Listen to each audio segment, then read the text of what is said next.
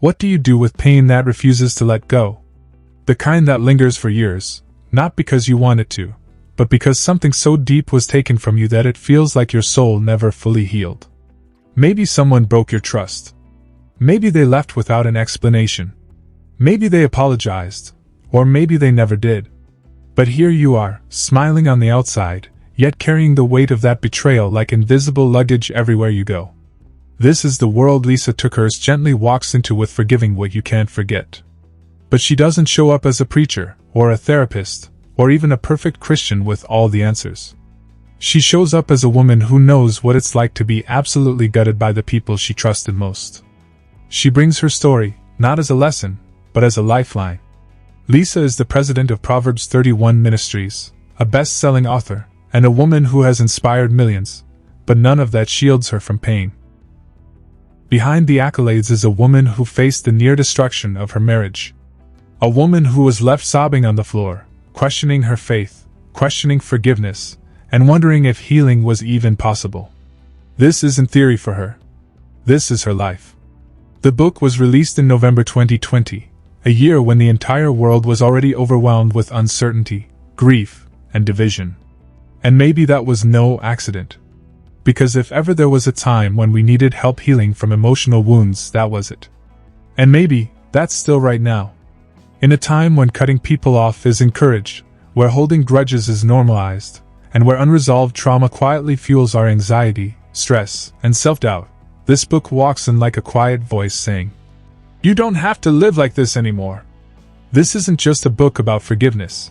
It's a journey through the valley of emotional wounds most people are too scared to admit they have. It's about facing the pain you thought you'd buried. It's about understanding that forgiveness is not approval, and it's not reconciliation. It's not pretending the hurt didn't happen, or that everything's okay now.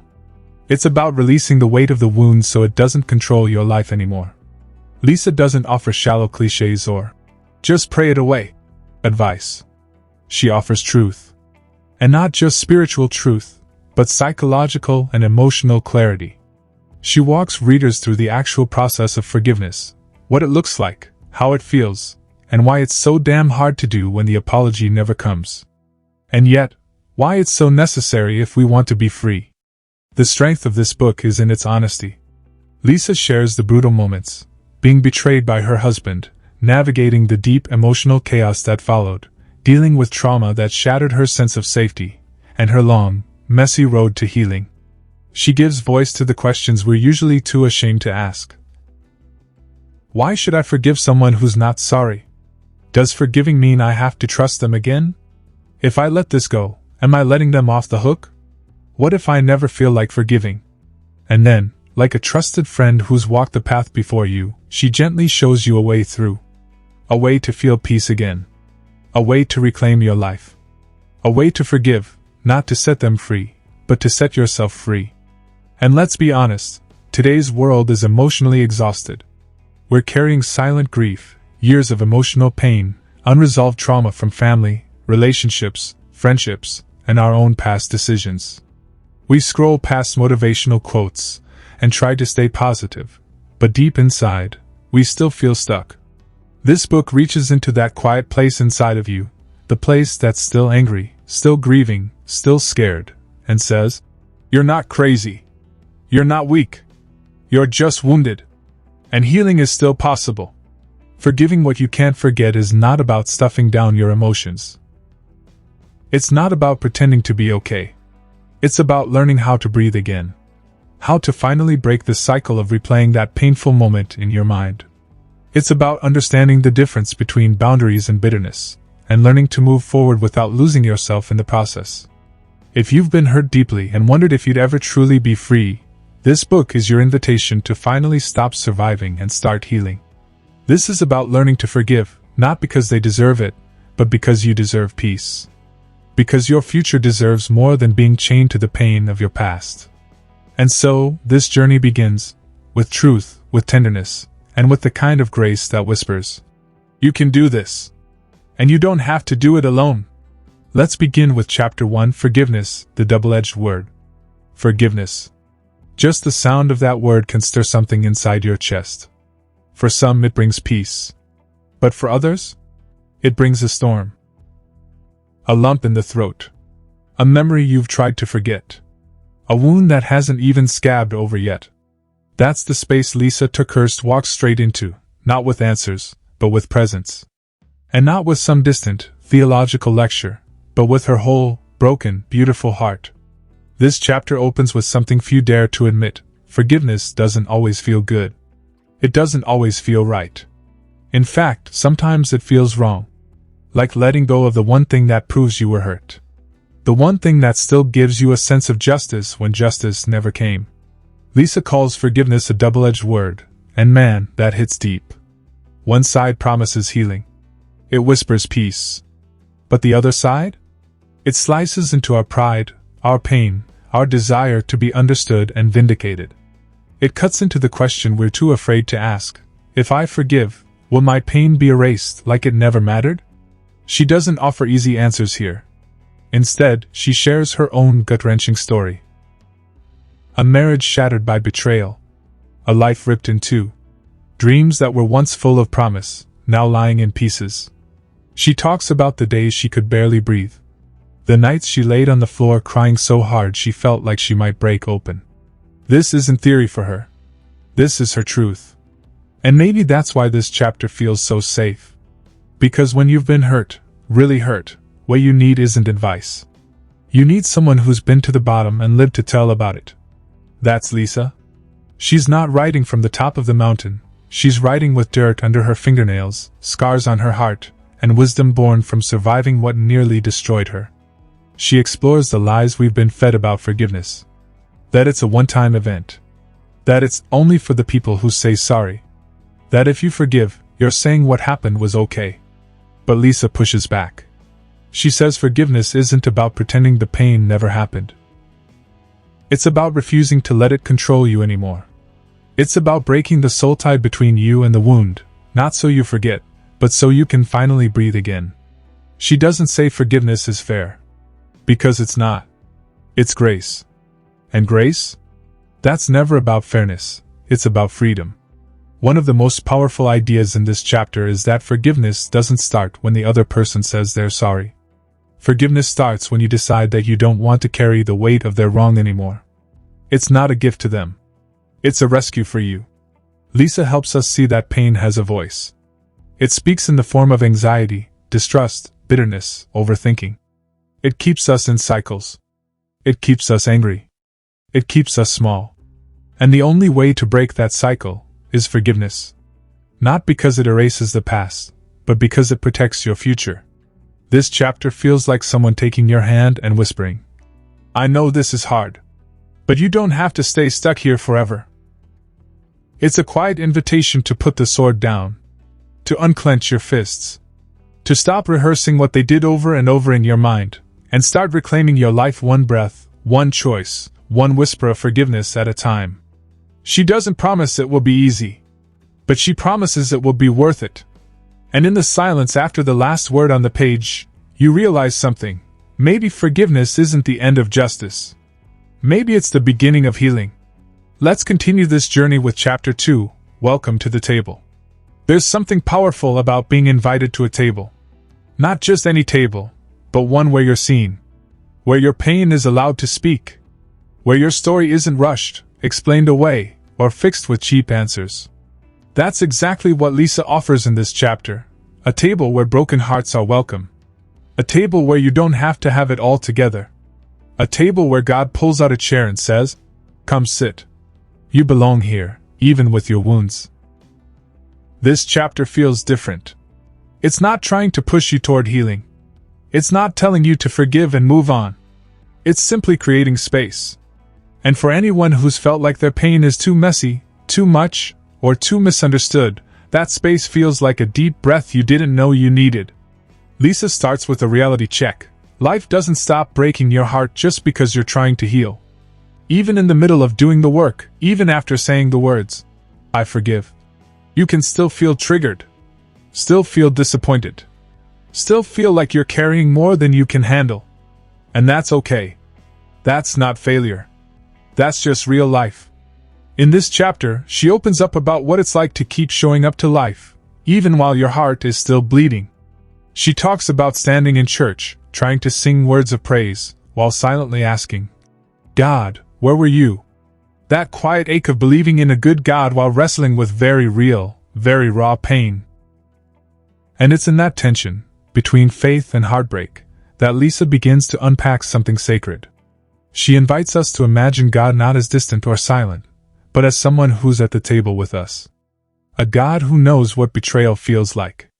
A God who isn't offended by your anger, or your grief, or your confusion. A God who leans in when the world pulls away. This isn't the kind of chapter that offers steps or solutions. It's about presence. It's about sitting in the discomfort of what was lost, while daring to believe there's still something beautiful ahead. It's about letting yourself grieve, not because you're weak, but because grief is proof that something mattered. Lysa is gentle here, but also brutally honest. She talks about the mental spiral of asking why. Why did this happen? Why didn't they love me enough? Why didn't God stop it?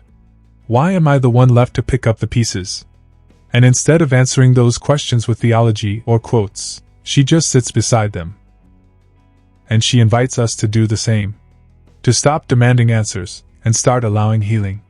Because sometimes, peace doesn't come from knowing why, it comes from trusting who is with you through it all. The table metaphor runs deep. Because healing doesn't happen in isolation. It happens in connection. But not just any connection, safe connection. A place where your soul can exhale. Where your identity is not in what happened to you, but in who you are becoming. By the end of this chapter, you start to feel it. That whisper of hope. That gentle nudge that says, you're allowed to be broken and beloved at the same time. You're allowed to not be okay yet. And even in that not okay space, God isn't ashamed of you. He's saving you a seat. So pull up a chair. You're welcome at this table. Not because you've figured it all out, but because you haven't. And that's where the healing begins. Next is chapter 3. Is this even survivable? There's a kind of pain that doesn't just sting. It stays. It sinks into your bones. It steals your sleep. It whispers things like, you'll never be okay again. And it's in that heavy, hollow space that Lysa begins this chapter, right at the edge of human breaking point. Because when life hits that hard, when the betrayal, the trauma, the loss feels like a tidal wave crashing down, it's not just about the wound. It's about the after. The question that wakes you up in the middle of the night, heart pounding, chest tight, is this even survivable? Lysa doesn't pretend to have perfect answers. She doesn't tell you to slap a smile on and trust God. Instead, she walks with you into the very heart of that question. And what she says is both hard and holy. Yes, this is survivable. But survival might look different than you thought. In this chapter, she opens up about her own rock-bottom moments. The kind of days where she could barely hold it together in public, and unraveled the moment she was alone. The kind of nights when crying wasn't even possible anymore because she was just numb, empty, tired in her soul. And yet, she gently reminds us that numbness doesn't mean you've failed. It means you've been through more than your heart could hold. And that doesn't make you weak. It makes you human.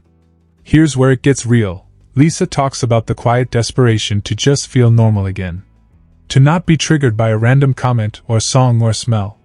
To not cry in the grocery store. To not flinch when someone says the word forgiveness. But the healing process isn't linear. It doesn't play by our rules. And sometimes, surviving means learning to live in the middle, where things are messy and unresolved and still sacred. She invites us to look at pain through a new lens, not as something that defines us, but as something that reveals us. Pain pulls everything to the surface, the fears, the insecurities, the parts of us we try to hide. And when it does, God doesn't pull away. He leans in closer. He doesn't wait for you to clean up your emotions before he comes near. He sits in the mess with you and whispers, I'm not leaving. One of the most striking parts of this chapter is when Lysa explains that you don't have to be strong every day to survive. Some days survival is just getting out of bed. It's brushing your teeth. It's not answering the call from that person who hurt you. It's crying in the car but still making it to work. That is strength. That is survival. And survival doesn't mean you've stopped hurting. It means you've chosen to keep breathing even when it feels like the world has gone dark. It means you've chosen to live, even when part of your heart is still bleeding. Lysa doesn't glorify pain, but she does redeem it. She shows us that brokenness isn't the end of the story. It's the soil where resilience grows, where courage begins to rise, where God begins to rebuild piece by piece, tear by tear. So is this even survivable? Yes. And not only survivable, but transformable. It won't be fast. It won't be clean. But with time, truth, and grace, you won't just survive this. You'll rise from it. Not as the same version of yourself, but as someone softer, stronger, and more deeply rooted in the God who never left your side. Let's continue this deep and powerful journey with Chapter 4, How is Forgiveness Even Possible When I Feel Like This? There's a moment in every heartache when you look at the wreckage of your life and wonder if you'll ever be able to move forward. You feel the weight of betrayal, loss, or hurt, and the thought of forgiving feels like a cruel joke. You think, how can I forgive when I still feel so broken? How is forgiveness even possible when everything in me screams for justice? Lysa TerKeurst steps right into that raw, unfiltered emotion in this chapter. She doesn't tell you to pretend like it doesn't hurt. She doesn't gloss over the fact that some wounds go so deep, forgiveness seems impossible. Instead, she meets you in the middle of that struggle, the one that questions the very foundation of what forgiveness should look like. And she asks the hard question, how can you forgive when the pain feels too big? Lysa is real about how heavy the burden of unforgiveness can be. She's walked through seasons where the idea of forgiveness felt like swallowing glass, where every part of her wanted to hold on to the anger and resentment, because in that moment, it felt like the only thing that made sense. The only thing that made her feel like she still had control. It's that human instinct to say, if I forgive, I'm letting them off the hook. I'm saying it didn't matter. But here's the twist. Lysa invites us to consider a different perspective. What if forgiveness isn't about the other person at all? What if forgiveness isn't about them winning or losing? It's about you choosing to heal. Forgiveness isn't a quick fix. It's not a magic wand that makes everything better. It's a choice. A slow, difficult choice. But it's a choice that can release you from the prison of bitterness and anger. And Lysa doesn't rush you through this process. She doesn't tell you to just get over it. Instead, she helps us understand that forgiveness doesn't mean the hurt disappears. It means that you take back the power the hurt has over you. One of the most powerful truths in this chapter is that forgiveness isn't a one-time event. It's a practice. A decision you make every day, sometimes every hour, to lay down your need for revenge, your need to get even, and your need for closure that might never come. Lysa helps us see that forgiveness is an act of surrender, not to the person who hurt you, but to the God who can heal you. Lysa isn't naive. She knows that some wounds don't have easy answers. Some pain doesn't come with a neat bow of resolution. But what she shows us is that forgiveness is about letting go of the need to control the outcome. It's saying, I'm choosing to release this bitterness because I deserve peace more than I deserve to stay stuck in this anger. This chapter also invites you to sit with God in your pain. It's not a call to forgive from a place of perfection, but from a place of honesty. It's sitting in your hurt and saying, God, I don't know how to forgive, but I trust that you will show me the way. It's a surrender that feels scary at first, but it's in that surrender that healing begins to take root. Lysa gives us permission to wrestle with forgiveness, to feel frustrated, angry, and hurt in the process. And she assures us that forgiveness doesn't mean forgetting, it means refusing to let the past continue to control our present. And that's where the real freedom lies. Forgiveness isn't a magic fix, it's a messy, sacred journey. It's the hardest thing you may ever do. But it's also the thing that allows you to rise above the hurt. It's not for them. It's for you. And in choosing to forgive, you're choosing freedom. Next is Chapter 5, Collecting the Dots. Life often feels like a scattered puzzle. You can see the pieces, but you have no idea how they fit together. Hurt, heartbreak, betrayal, joy, love, it all feels so disjointed, like it doesn't make sense. You're left asking, how did I end up here? And why did this happen to me? It's hard to see the bigger picture when all you have are broken dots, pieces of a story you don't understand, moments you wish you could erase, and wounds you can't seem to heal. But in this chapter, Lysa TerKeurst takes us on a journey of collecting those dots, the scattered moments of our lives, and invites us to trust that they will connect in ways we can't yet see. It's a chapter that's all about the work of looking at your pain, your joy, and everything in between, and beginning to realize that it all has purpose. Lysa doesn't shy away from the tough truth that sometimes, we don't get the why of our pain. We don't get to understand why something happened the way it did or why we were hurt in the way we were. That's hard to accept, right? It's frustrating to live with unanswered questions. To feel like your life is a jumbled mess of moments that have no rhyme or reason. It feels like you're carrying a weight that no one else can see, and that's isolating. But Lysa introduces a shift. What if instead of trying to make sense of everything right now, we start by collecting the dots? What if we start by seeing our pain not as something that destroys us, but as something that refines us? What if, instead of looking at the chaos and asking, why me? We start asking, what's next? This chapter calls us to trust that, even in the mess, there is purpose. Maybe you won't see the full picture right away. Maybe you won't understand how your heartbreak fits into the grander story of your life. But as you look back, one dot at a time, one moment at a time, you'll begin to see that the dots do connect. And what's beautiful is that those dots aren't just the moments of happiness and success. They are also the tears, the brokenness, the struggles, and the healing. Lysa uses her own story as an example. She takes us back to the moments when she couldn't see beyond the pain. She talks about how, when her heart was shattered, all she could do was focus on surviving. There was no big picture. There was just raw emotion. But over time, she started to see that each moment, each tear, each disappointment, wasn't a wasted part of her story. It was a piece that God was going to use to make her stronger, more compassionate, more alive. This chapter isn't about rushing your healing process. It's not about pretending everything has a neat and tidy purpose right away. It's about being patient with the process. It's about sitting with the mess and trusting that it's all part of something bigger, something beautiful. Even when you don't know how it all fits together, the dots are there. And one day, you'll look back and see how they made you who you are. And perhaps most importantly, Lysa reminds us that the dots we collect in this lifetime aren't just for us. They're for the people around us. Our stories, our healing, our scars, they matter. They offer hope. They give others permission to heal too. And the more we can collect those dots and understand them as part of God's bigger story, the more we can help others see their own dots, and how they, too, can find purpose in the midst of pain. Let's continue this journey with Chapter 6. We need to talk about what forgiveness isn't. Forgiveness is a concept that's been so overused, watered down, and misunderstood that it can almost lose its meaning. We hear people say, just forgive and move on, but if you've ever been hurt deeply, you know that it's not as simple as that. It's not a magic fix or a switch you can flip to erase the pain. It's more complicated than that. It's deeper than that. And it's certainly not something that just happens overnight. Lysa TerKeurst takes a deep dive into this confusion about forgiveness in this chapter, helping us unravel what forgiveness truly is, and just as importantly, what it isn't.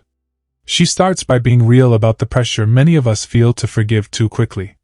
Society, religion, and well-meaning friends often push us to just move on, to let go of the hurt without fully processing it. But here's the problem. When we rush forgiveness, we end up pretending the pain never existed, as if forgiveness means forgetting. That's a dangerous misconception, and Lysa doesn't shy away from calling it out. Forgiveness is not about pretending that the pain didn't happen.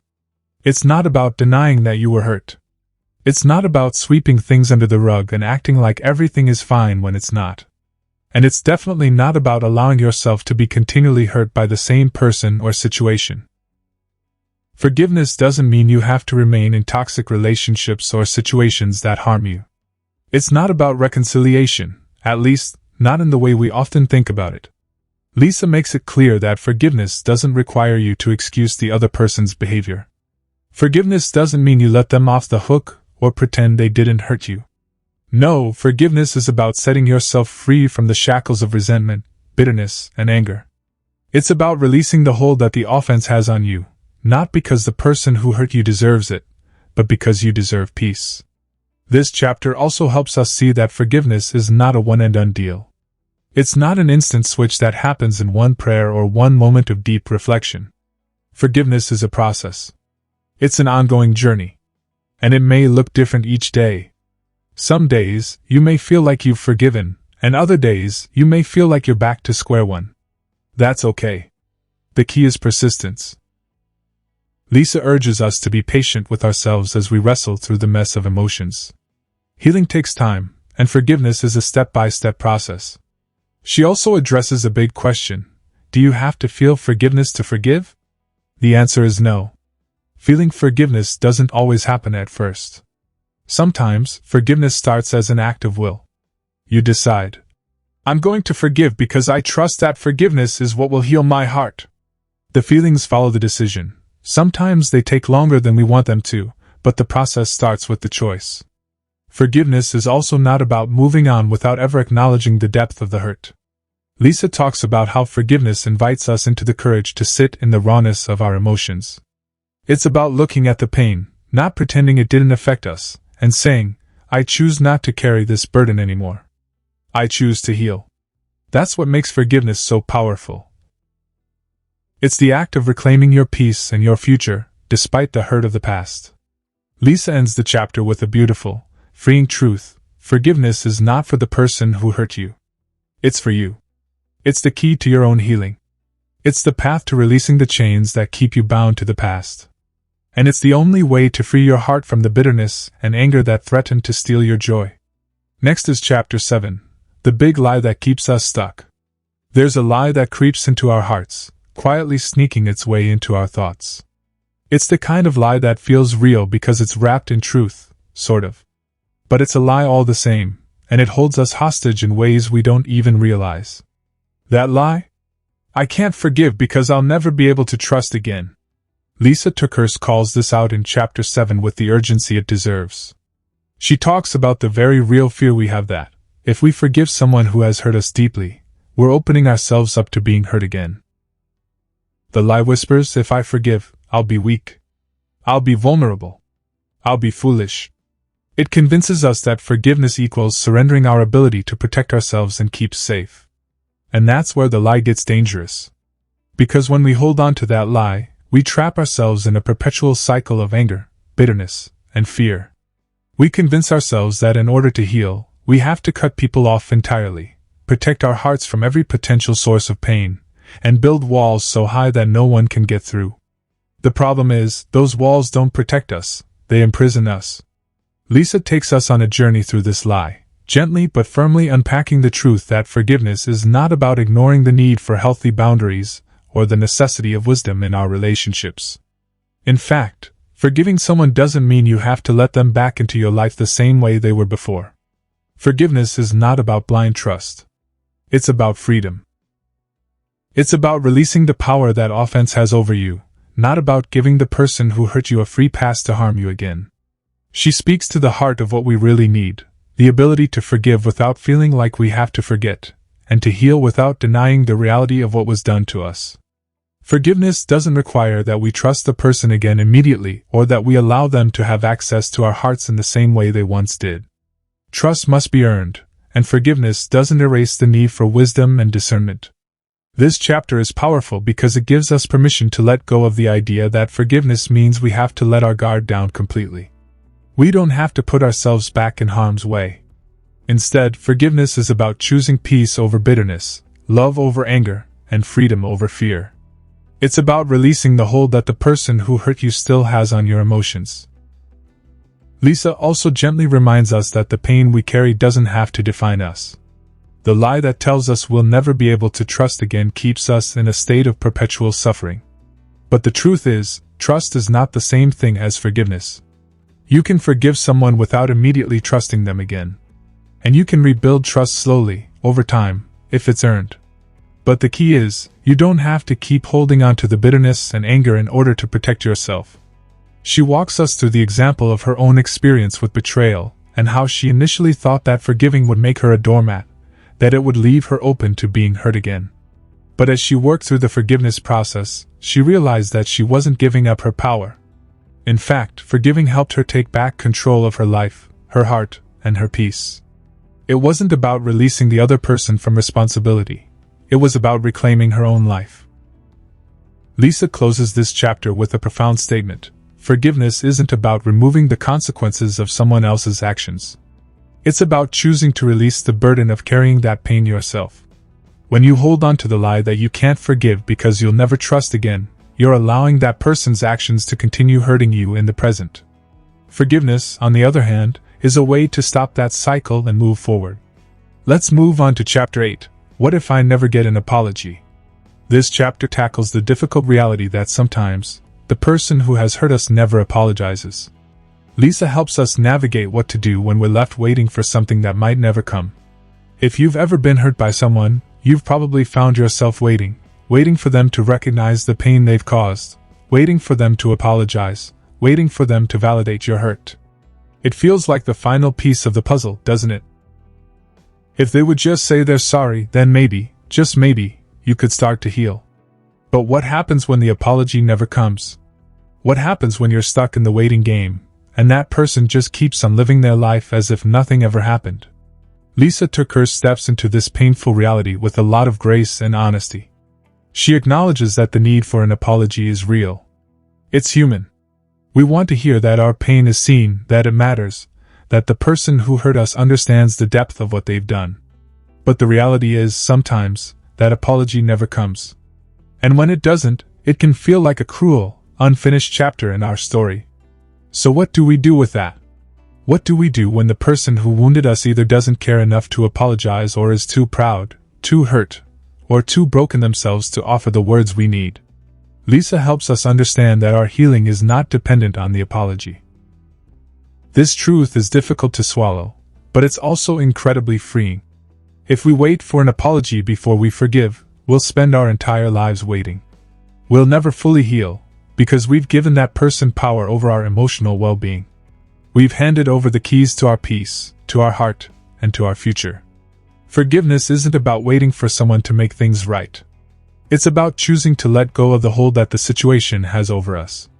Lysa explains that we have the power to forgive, even without an apology, because forgiveness isn't about the other person, it's about us. It's about deciding that we will no longer allow bitterness, anger, or resentment to control our hearts. This chapter also helps us understand the importance of forgiveness in our own emotional and mental health. Holding on to anger or resentment because we haven't received an apology can keep us stuck in a place of pain. It's like carrying around a heavy backpack filled with rocks. It doesn't hurt the other person, it hurts us. The longer we wait for that apology, the more it drains us. Lysa reminds us that our journey of forgiveness is ours, and we have the ability to take that step forward, even if the other person doesn't meet us halfway. The apology we're waiting for may never come, and that's a hard pill to swallow. But in this chapter, Lysa encourages us to shift our focus from the other person's actions to our own healing. Forgiveness is not about excusing the wrong or pretending that it didn't matter. It's about letting go of the weight we're carrying and choosing freedom. And here's a profound truth Lysa shares. Sometimes, the apology we're waiting for is one that we need to offer ourselves. We need to forgive ourselves for holding on to the anger for so long. We need to forgive ourselves for letting someone else's actions define our peace and our worth. Forgiveness, in this context, is an act of self-compassion. It's about releasing ourselves from the pain of living in the past, from the need for validation that might never come. Lysa challenges us to ask, what if I don't need an apology to heal? What if I can forgive and move forward without the closure I thought I needed? Forgiveness without an apology is an invitation to true freedom. It's a choice to stop letting the past dictate our future. It's a decision to stop waiting for someone to fix something they may never fix, and to take back the power to heal on our own terms. Let's keep going with Chapter 9, How to Forgive Without Excusing.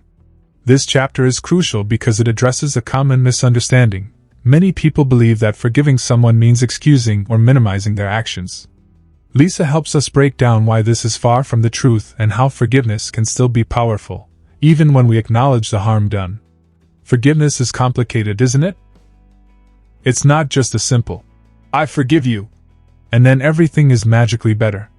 There's a deeper, harder question. How do you forgive someone who has done something truly unforgivable? And even more so, How do you forgive them without excusing what they've done?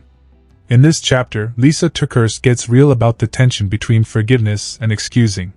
There's a very real fear that if we forgive someone, we're letting them off the hook. If we forgive them, we're somehow saying that what they did wasn't that bad, that it's okay, or that we don't care about the impact it had on us. The idea of forgiving someone without excusing their actions feels almost impossible. But Lysa sheds light on this topic with clarity and wisdom.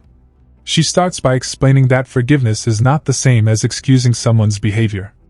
Excusing means making excuses for what they did, downplaying the hurt, or minimizing the damage. It's a form of denial. But forgiveness? Forgiveness is about acknowledging the harm, recognizing the depth of the pain, and choosing to let go of the bitterness and anger, without excusing the behavior. Lysa helps us realize that excusing someone's actions doesn't actually help anyone. It doesn't make us feel better, nor does it promote true healing. It doesn't bring justice or peace. In fact, it often leaves us feeling invalidated, as if the hurt wasn't real. Forgiving without excusing, on the other hand, allows us to fully acknowledge the wrong, to call it what it is, and still choose to forgive. She emphasizes that it's okay to say, "What you did was wrong. It hurt me deeply, and I am still processing the damage it caused." This doesn't mean we're holding on to the anger forever. It doesn't mean we're letting that hurt define us. It just means we're being real about the impact of the wrong. We're giving ourselves permission to feel what we feel and not diminish it for the sake of making someone else feel better. The power of forgiveness, according to Lysa, lies in its ability to set us free. She shares the truth that forgiveness doesn't condone the wrong. It simply says, "I will not allow this wrong to hold me captive anymore." Forgiveness gives us the freedom to live in peace, to move forward without carrying the weight of resentment and pain. It doesn't erase the past, but it takes away the hold that the past has on us. In the chapter, Lysa also takes us through her own experiences of hurt and betrayal, showing us how she struggled with the idea of forgiveness. She too wrestled with the question of whether forgiving would mean excusing the actions of the person who wronged her. But over time, she realized that true forgiveness allows for both honesty and healing. It's about saying, "I'm not okay with what happened, but I am choosing to let go of the anger and bitterness that are holding me back." Lysa closes the chapter by offering a challenge. To forgive in a way that doesn't minimize the harm done, but rather acknowledges it, and then lets it go. To forgive in a way that doesn't make excuses, but instead offers the gift of freedom. Because in the end, forgiveness isn't about the other person, it's about us. It's about our healing, our peace, and our ability to move forward in strength, even when the past still lingers. Let's dive into Chapter 10, Boundaries, what they are and why they matter. In this chapter, Lysa TerKeurst addresses something that's critical for healing: boundaries. It's not enough to forgive and move on if we don't protect our hearts and souls from being hurt again. This chapter helps us understand how to set healthy boundaries as we go through the process of forgiveness. Forgiveness is about letting go of bitterness and choosing to heal. But what happens when the person who hurt us is still in our life? What happens when the person who caused the pain continues to make the same mistakes, continues to disrespect our emotional well-being, or continues to put us in situations where we're vulnerable to more hurt? This is where boundaries come into play. Lysa TerKeurst is very clear in this chapter that forgiveness and boundaries go hand in hand. You can forgive someone, but that doesn't mean you have to allow them to keep hurting you or taking advantage of your heart. Forgiveness doesn't mean you put yourself back in the same vulnerable situation without protection. Forgiveness doesn't mean you ignore your needs for safety, respect, and peace.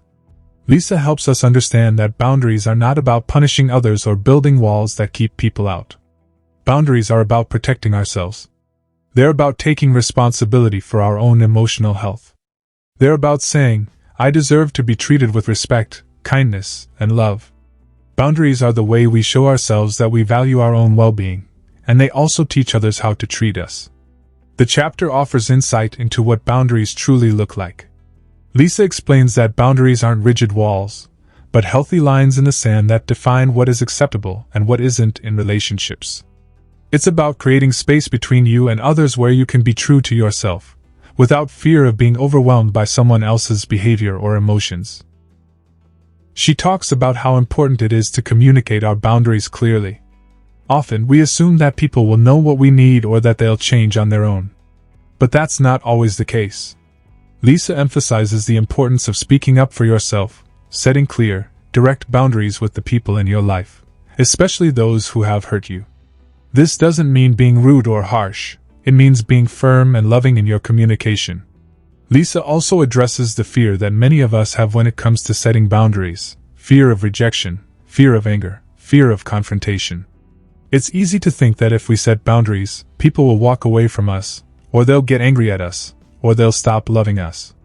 But Lysa reframes that fear by reminding us that boundaries actually protect our relationships. By setting boundaries, we're telling others, I care about you, but I also care about myself. When we don't set boundaries, we open ourselves up to being taken advantage of, hurt, and drained. But when we do set boundaries, we invite healthier relationships, ones that are built on mutual respect. Lysa shares her own experiences with setting boundaries and how it wasn't always easy, but how it has made her relationships healthier and more fulfilling. She also reminds us that not everyone will respect our boundaries, and that's okay. Some people may react poorly, some may try to guilt us into changing our boundaries, and others might walk away entirely. But as Lysa points out, that's their choice. Our responsibility is to protect ourselves and our hearts. One of the most important points Lysa makes is that boundaries don't mean you don't forgive. Forgiveness is about releasing the bitterness and anger, but boundaries are about protecting your emotional health. You can forgive someone and still set a boundary that protects you from future harm. The two are not mutually exclusive, they complement each other. In this chapter, Lysa encourages us to get comfortable with saying no when necessary. Saying no doesn't mean we're rejecting someone or being unkind. It means we are prioritizing our own peace, health, and well-being. It means we are choosing to love ourselves enough to say, I won't allow you to hurt me again. She also offers a powerful reminder: boundaries are not just for the other person, they are for you. They are a way to protect your heart, your energy, and your peace. And when you set boundaries, you're taking control of your life and your healing. Let's move on to Chapter 11, The Grace to Forgive Yourself.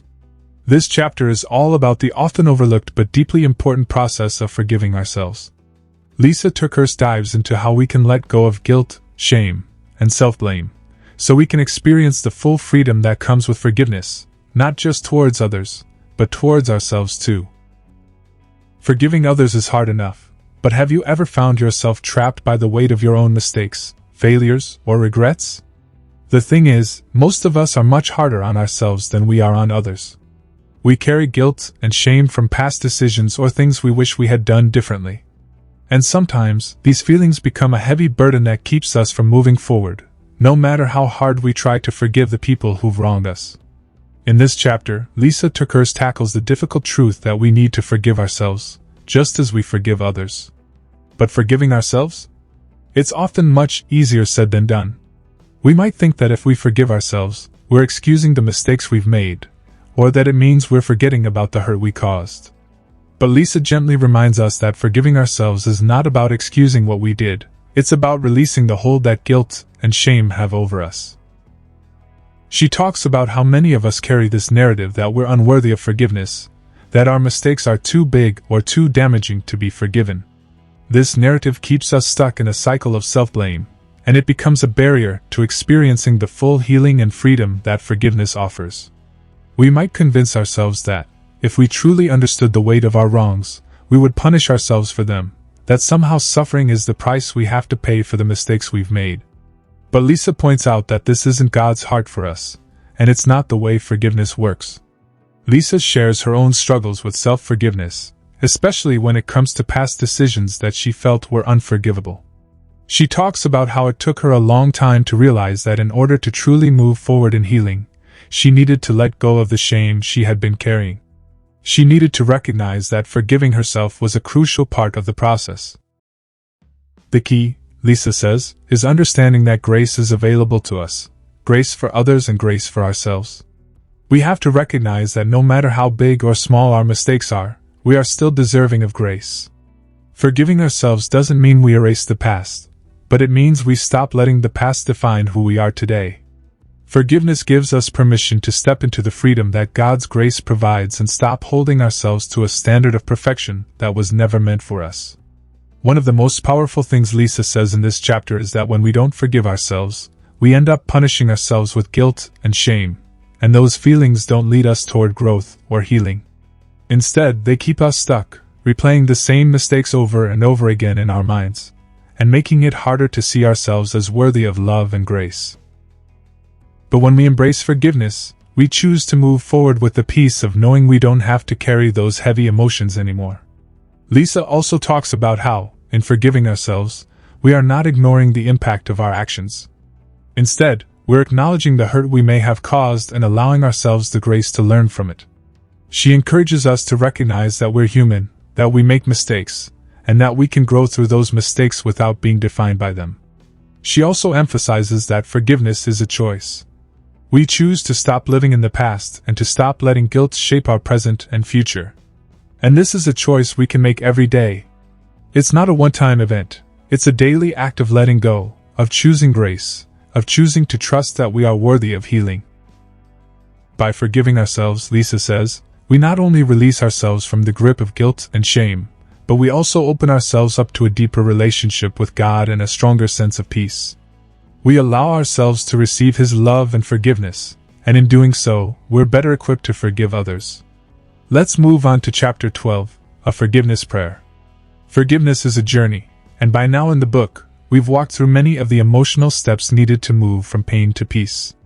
But here, Lysa TerKeurst gives us a powerful tool to help us move even further along the path of healing, a forgiveness prayer. It's not just any prayer. It's a prayer specifically crafted to guide us through the difficult process of forgiving, especially when the pain feels too deep or the wrongs feel too unforgivable. This chapter is all about inviting God into our hearts and our healing, surrendering the anger, bitterness, and hurt that have been weighing us down, and asking for the strength to forgive. Lysa shares that for her, prayer was one of the most transformative parts of her own journey. It was through prayer that she found the courage to forgive, to release the grip that pain and resentment had on her life, and to trust in God's ability to heal the wounds that she couldn't heal on her own. The prayer itself is a beautiful, raw expression of vulnerability and honesty.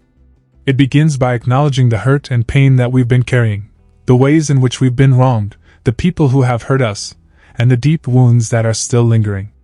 It doesn't sugarcoat the pain. It doesn't rush to the solution before giving space to the reality of what we've been through. And that's important, because the first step to forgiveness is acknowledging the hurt. You can't truly forgive what you haven't first fully recognized. As you read through the prayer, you're gently guided to confront the anger and the hurt that have been keeping you bound, to lay it down before God, and to ask for His help in releasing it. Lysa encourages us to speak our pain out loud, to give voice to the feelings we've kept hidden, and to ask God for the strength to let go of the grip that unforgiveness has on our hearts. The prayer also asks for God's help in seeing others as He sees them.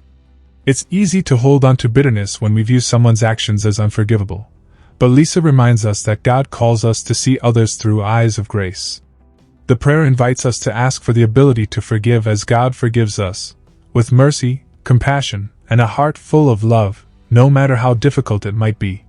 One of the most powerful parts of the prayer is its focus on releasing the need for revenge or justice. When we've been wronged, it's natural to want the person who hurt us to face consequences for their actions.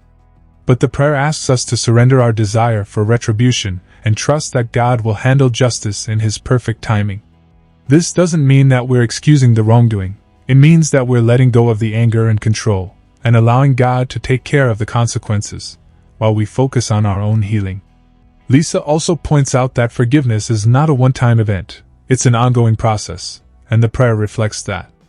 Every day, we may need to come back to God and ask for His strength to forgive again, to release the hurt once more. The prayer becomes a daily reminder of our commitment to heal, to forgive, and to live in peace. In closing, Lysa gently reminds us that forgiveness isn't just about the other person, it's about us. It's about our healing, our peace, and our ability to move forward. The prayer, as Lysa explains, is an act of surrender. It's about saying, I can't do this on my own, God. I need your help to forgive, to heal, and to live free from the burden of this pain. Let's dive into Chapter 13, Moving Forward. This chapter wraps up the journey of forgiveness, offering guidance on how to move past the pain and into a future that's defined by healing, strength, and peace. Lysa TerKeurst helps us understand that forgiveness is not just an event, but a lifelong process that leads us into the freedom we need to live fully. Forgiveness is a journey, and by the time we reach this chapter, we've already learned so much about what it means to forgive, both others and ourselves. But now, the question is, what happens next? How do we move forward once we've made the decision to forgive? How do we take all the lessons we've learned and truly step into the freedom and peace that come from forgiveness? In this final chapter, Lysa TerKeurst offers the final piece of the puzzle. How to move forward with confidence and hope, leaving the past behind while still acknowledging its impact. Forgiveness, she reminds us, isn't just about erasing the past, it's about learning from it and choosing to move forward with a new mindset and a fresh perspective. One of the key themes in this chapter is the idea that forgiveness is not the end of the process, but rather the beginning of a new chapter in our lives. Lysa emphasizes that when we forgive, we're not just releasing the person who hurt us, we're also releasing ourselves from the chains that keep us stuck in the past. Forgiveness is the key that unlocks the door to healing, but it's up to us to step through that door and embrace the new life that awaits.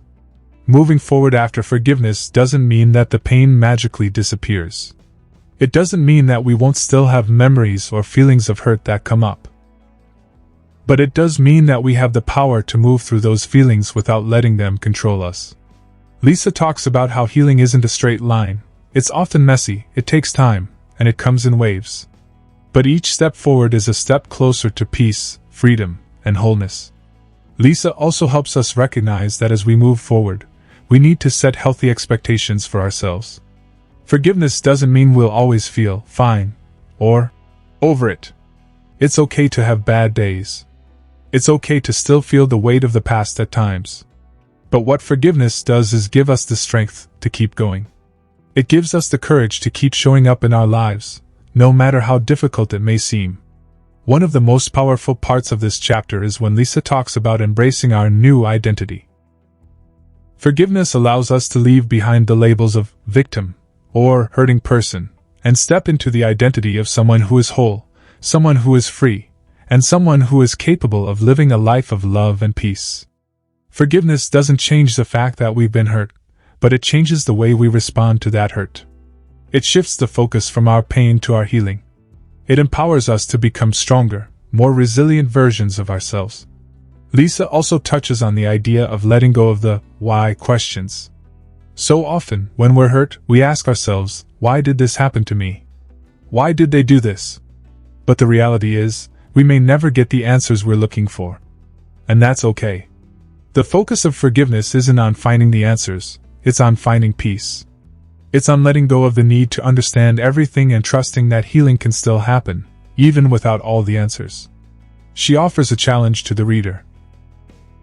To move forward in hope, to not allow the pain of the past to dictate our future. It's about choosing to live with the knowledge that we are not defined by our hurt, but by the strength, grace, and healing that forgiveness brings. In closing, Lysa reminds us that we are not alone in this journey. We have the support of God, the strength of community, and the power of forgiveness to carry us forward. Moving forward is not about forgetting the past. It's about choosing to live a life that's no longer held back by it. It's about embracing our new life, our new identity, and the endless possibilities that forgiveness opens up for us. As forgiving what you can't forget comes to a close, one powerful truth stands out: forgiveness is something you choose, not something you wait to feel. It's not about saying what happened was okay. It's about saying you're not going to let it control your life anymore. When you forgive, you're not just releasing someone else from blame. You're releasing yourself from bitterness, pain, and the prison of the past. Healing doesn't happen overnight. It's messy, imperfect, and often comes in waves. But every time you choose to forgive, even if it's just a little more than the day before, you're choosing freedom. Forgiveness doesn't mean you forget. It doesn't mean you stay in harmful situations. Setting boundaries is part of healing, too. You can forgive someone and still protect your heart. That's not weakness, that's wisdom. And just as important as forgiving others is learning to forgive yourself. We all carry regrets, mistakes, things we wish we could undo. But grace means you don't have to stay stuck in guilt. You're allowed to move on. You're allowed to heal. Forgiveness is how you step into a future that isn't weighed down by what was. Most of all, remember this: you're not alone. God's grace walks with you. This isn't the end of your story, it's the beginning of your freedom. And every day you choose to forgive, you're choosing to live fully, love deeply, and walk lighter. That's the power of letting go. If you found this summary insightful and valuable, don't forget to show your support by subscribing to the Mindful Brief on YouTube. Hit the like button if you enjoyed this audiobook summary, share it with your peers, friends, or family who might benefit from it, and leave a comment below with your thoughts. Your engagement helps us create more in-depth and valuable content for you. Stay tuned for more summaries, insights, and strategies to elevate your knowledge and career. Subscribe now and be part of the journey.